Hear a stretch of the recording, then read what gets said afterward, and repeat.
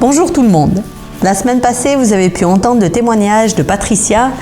Elle est de nouveau avec nous aujourd'hui. Bienvenue dans ce podcast Séverine, coiffeuse énergétique. Ici, on parle de cheveux, mais pas seulement.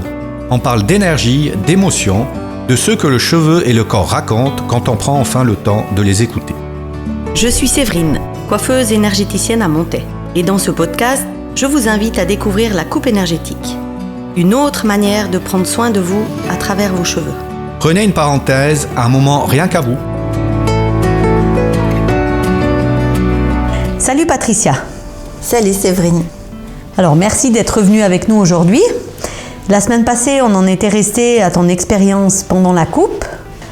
Et après, tu as observé quand même des changements dans les jours ou les semaines qui ont suivi.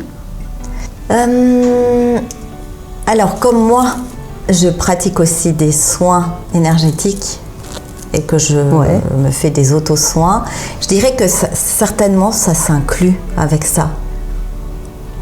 Donc une amélioration de mon état parce que j'ai pris cette décision et c'est pas banal une coupe énergétique. Tu vas chez le coiffeur, ben oui, tu es contente et tout ça, mais là tu sens que ça coupe des nœuds, des choses qui sont plus d'actualité et dont tu es prête à liquider.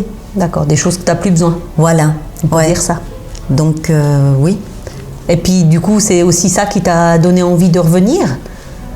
Oui, de le faire de temps en temps. De le faire régulièrement. Et voilà. Puis, oui, tout à fait. C'est une hygiène de vie.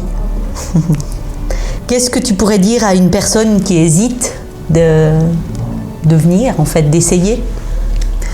Déjà que ça va être un moment très agréable pour elle, que tu es à l'écoute de la personne, que tu es attentive à son ressenti et que tu as toujours des choses tout à fait délicates et appropriées au sujet de ce qui se passe. Voilà, s'il se passe quelque chose. Oui, tout à fait. Donc, il faut essayer. Ça vaut la peine. Vraiment, c'est une expérience à vivre. En faisant une coupe normale ou une coupe énergétique, c'est beaucoup plus que prendre soin de son apparence, mais c'est justement aller à l'intérieur de soi pour nettoyer des choses qui sont plus d'actualité. Donc tu coupes, on fait souvent ce geste, couper entre le passé et le présent, c'est se remettre en accord, en axe, et donc c'est beaucoup plus fort qu'une simple coupe. Quand on dit j'ai envie de changer de tête, on va chez le coiffeur, on sort, on est content. Là, c'est encore quelque chose de plus. Ça coupe ces nœuds qui sont invisibles. Merci Patricia d'avoir partagé ton témoignage.